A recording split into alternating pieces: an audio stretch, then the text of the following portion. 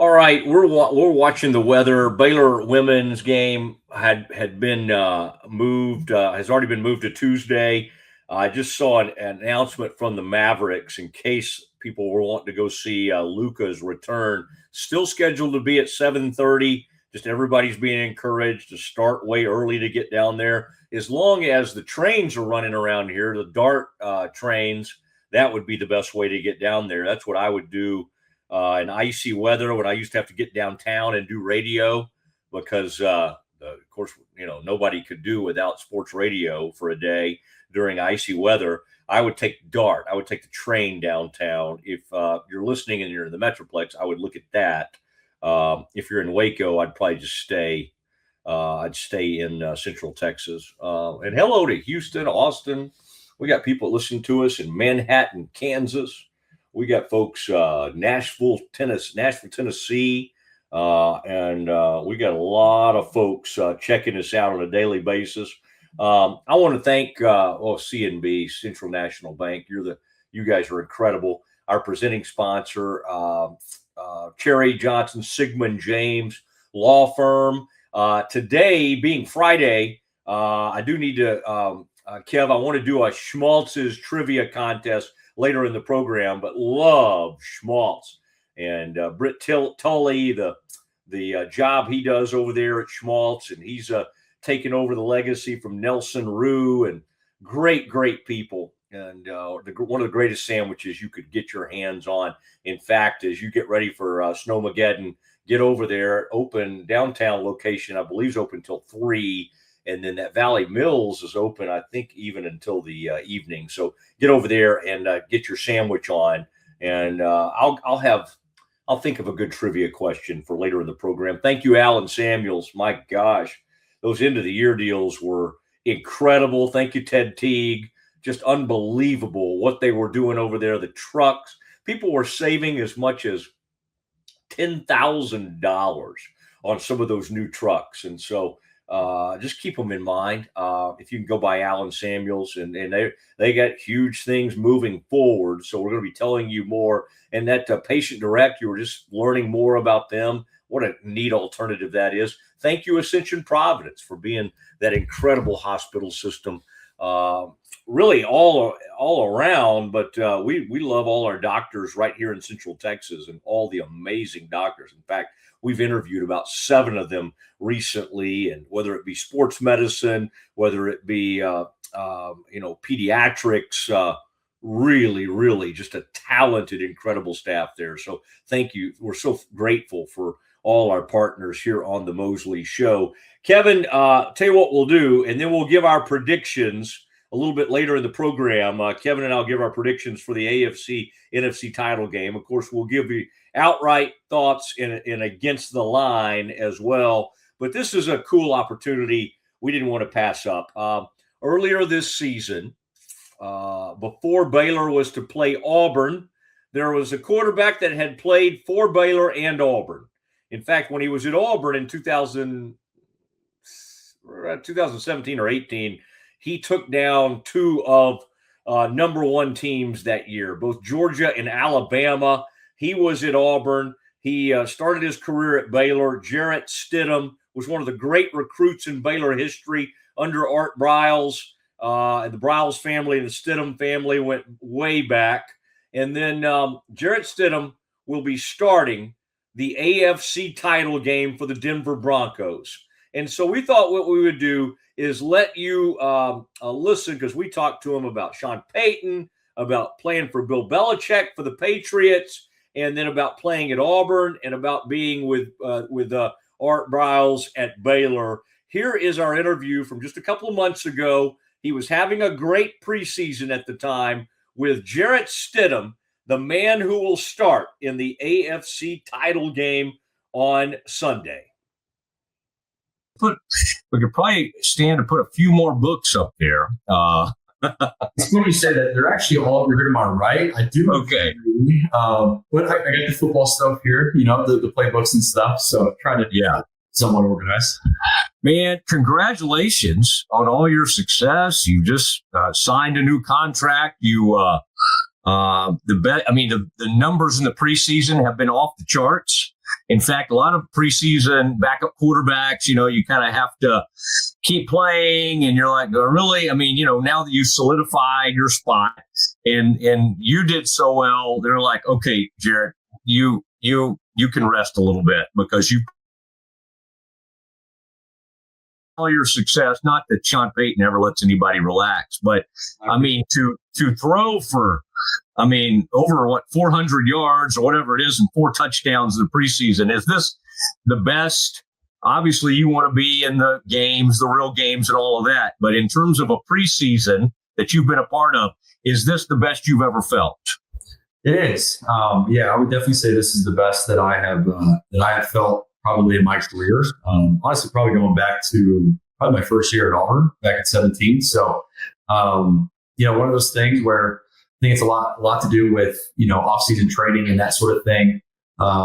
Just trying to get ready for the season. And then once you go into OTAs, training camp, all that sort of stuff, just try to hit your stride at the right moment. And, luckily been able to go out there and play some football and, score some points. So it's been a lot of fun.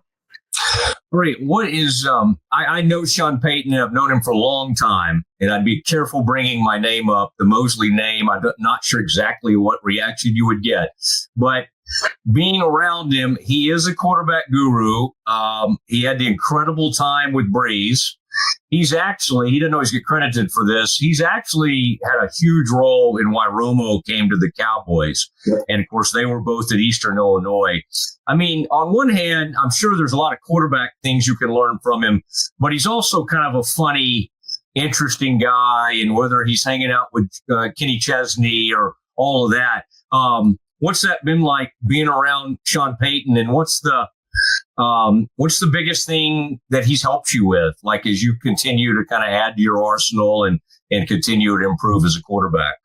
Yeah, obviously, I think like you touched on with Drew Brees all those years in New Orleans, and like you said with Romo back in Dallas, there's been a lot to just kind of pick up from his standpoint from over the years. We could go kind of X's and O's all we want, but I think honestly one of the big things, one of the cooler things about him is just his ability to establish a culture. And obviously, he did it, in New Orleans right after Hurricane Katrina, and whenever that organization, that city needed that, and then coming here to Denver, he's kind of done the same thing. We went 10 years without making the playoffs, made the playoffs last year, and he sets up a really great culture.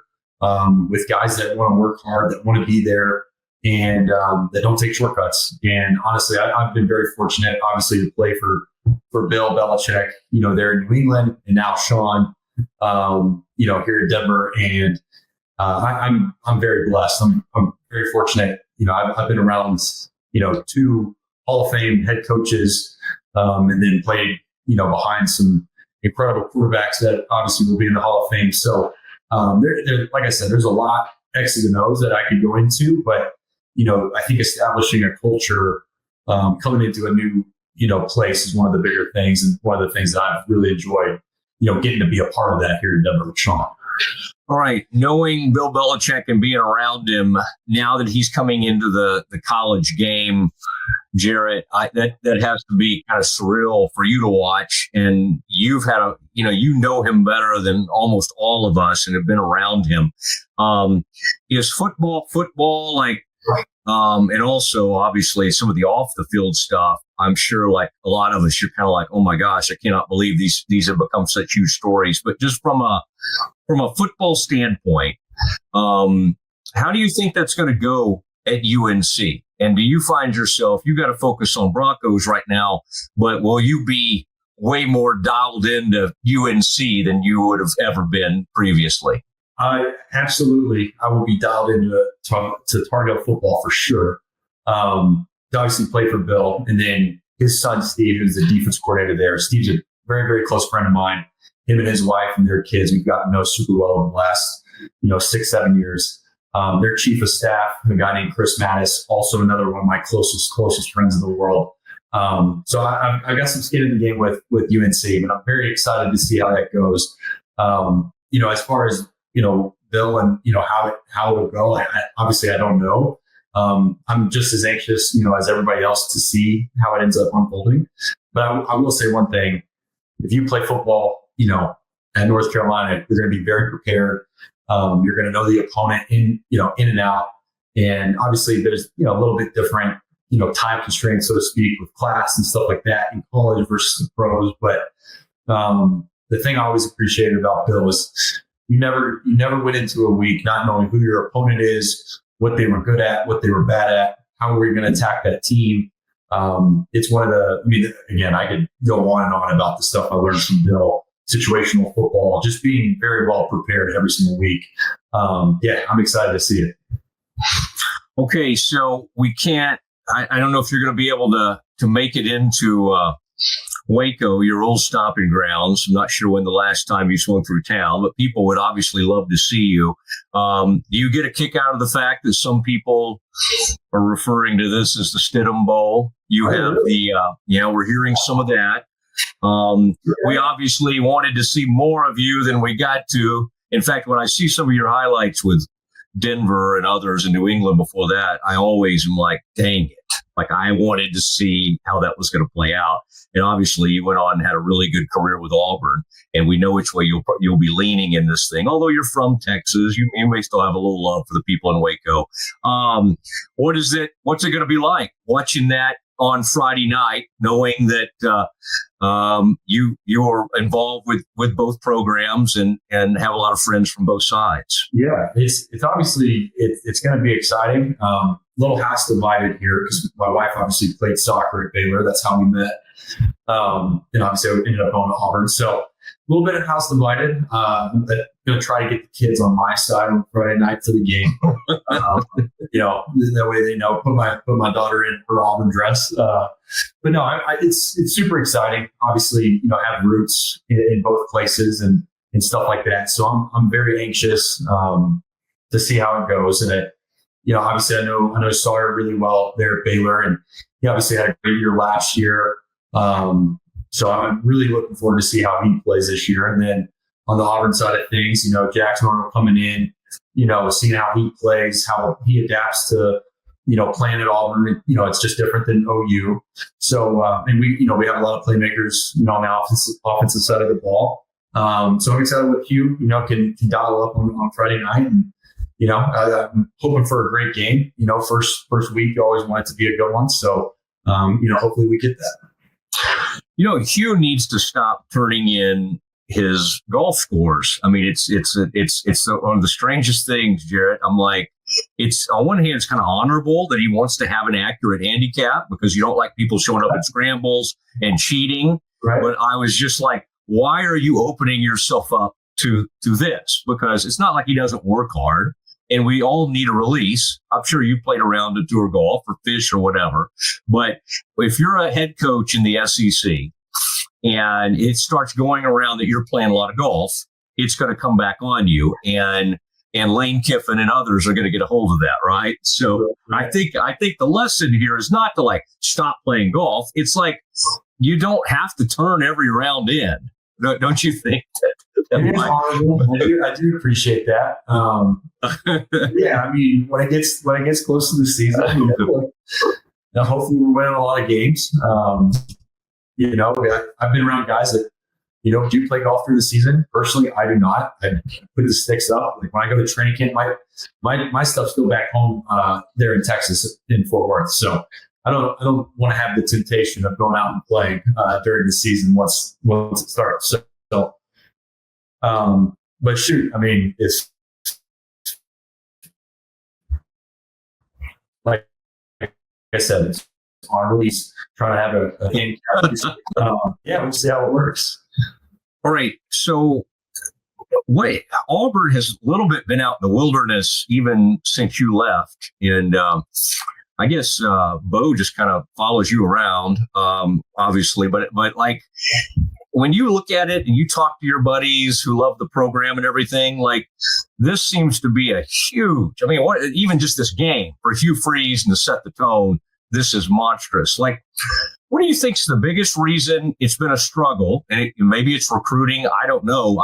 I would not have thought Auburn would have struggled with NIL because obviously their alums love their Tigers, love War Eagle as much as the Bama people love their team. What do you think's been the biggest issue? And have you heard or seen signs that maybe Auburn's doing some things to maybe get back to what they're known for? And by the way, did you know y'all have won some more national titles now? We've had they made that announcement in the past week. I didn't see that. What was that? Like, when was that? Way back in the day, right? It just somehow came back up. I don't know. Well, I think our old friend Tuberville had something to do with it. And one of those, the Auburn could not play in postseason. And I think they went undefeated. So I think they're claiming one on that one. And then they've added a few through the years. And today, by the way, I'm claiming a 1924 Baylor national title. They only went 7-2-1 that year, but I think it was a good year, and they won the conference title. Yeah. I like it. No, I think, back whenever I was in school, we had some success there. And then, Bo came in right after me, and I want to say his freshman year, they played well. And then, it's kind of teetered off since. And look, I don't know if you can point to one thing or one person. I think, football's too hard just to point at, one certain person or one certain thing. But I think it's just a combination of things. Obviously, I would say, maybe selfishly, I would say that Auburn is, a top 15 program in the country, holistically.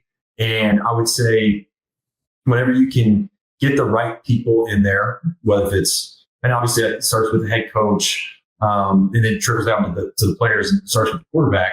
If you can have a good head coach and a good quarterback, just like a lot of these schools, if you want to talk about University of Texas or Ohio State or Oregon or Penn State, like you can go on and on, Alabama, Georgia, like if you can have the right guy leading the team, from the head coach's spot, and then the right guy leading the team from the quarterback spot, you'll have some success. And so I think it's just trying to find, the combination. Obviously, we've been through some head coaches, since I was there, and just trying to find a good continuity between those two things. I think, especially at the college level, I mean, those two are the most important people, in an organization, so to speak.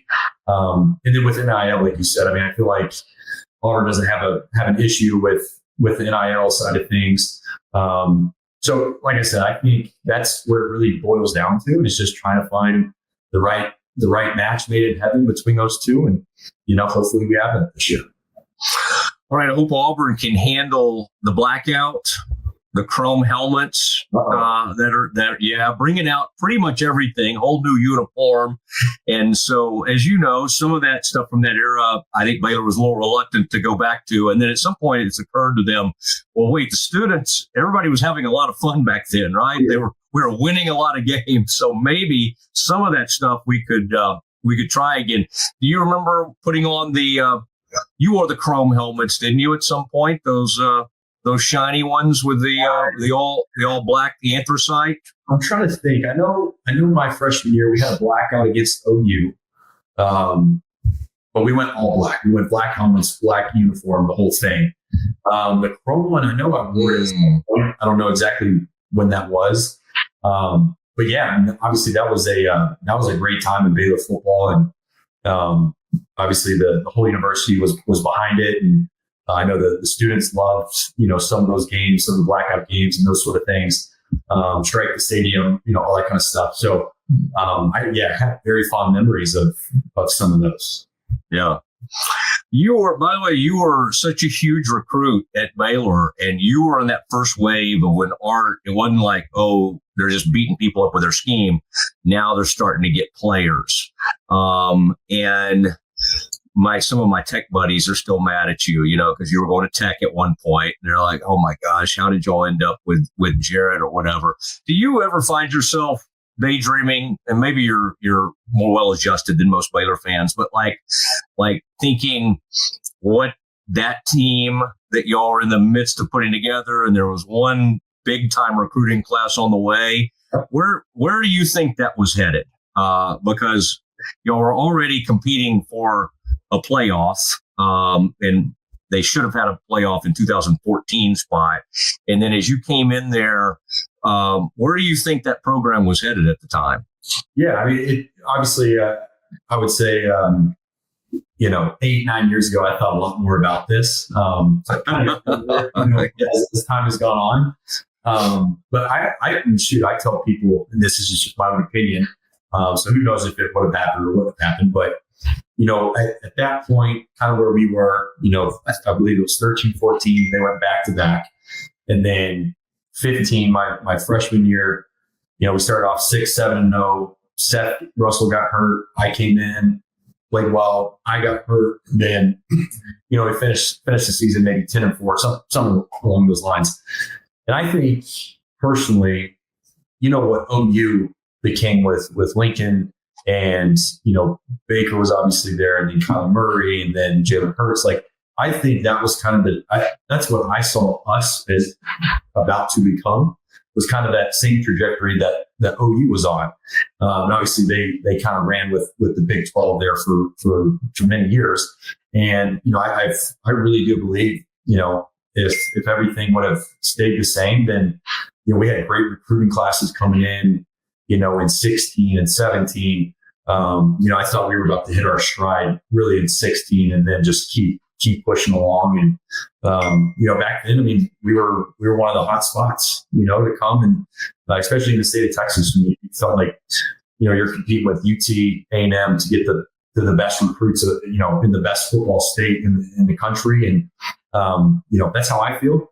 Again, everything happens for a reason, and, it all ended up working out. But, I was super excited at the time to be a part of it.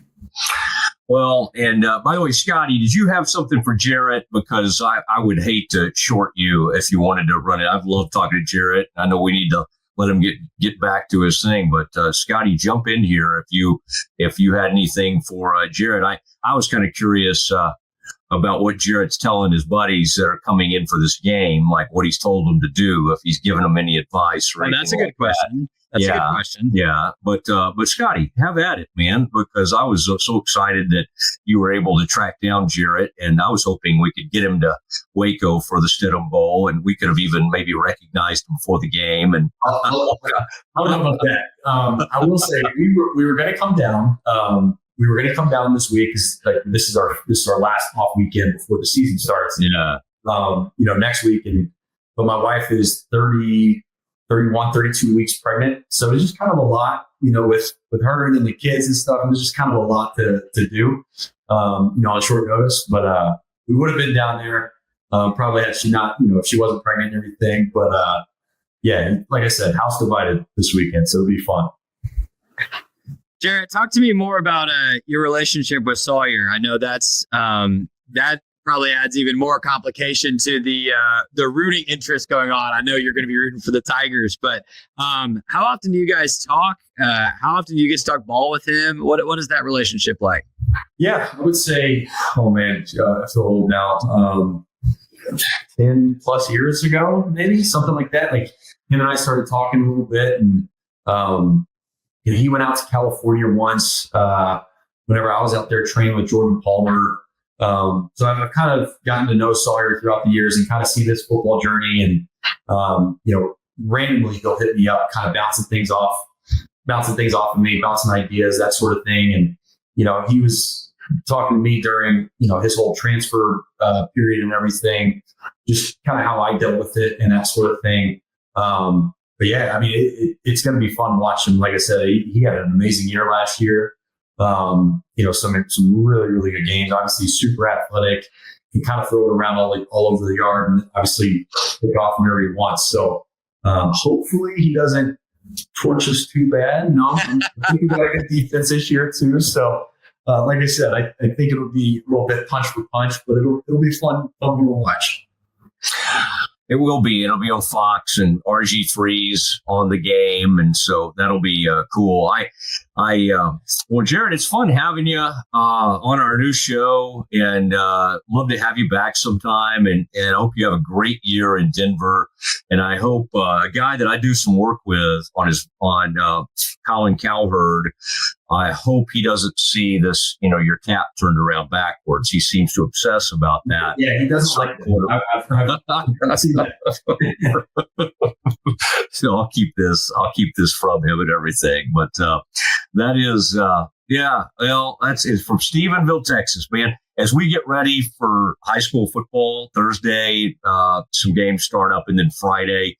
What a fun time of year. Do you ever still find yourself, even that, so far removed from it, at least kind of checking the scores and seeing how everybody's doing back home? Absolutely. Obviously checking on Stephenville every week. I'm very, very proud to be from Stephenville.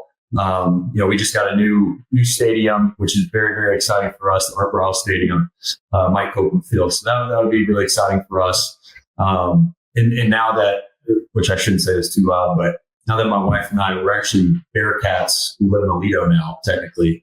Oh. Which, if you would have told me 15 years ago, hey, you're going to be a Bearcat and living in Aledo, I would have said you're crazy.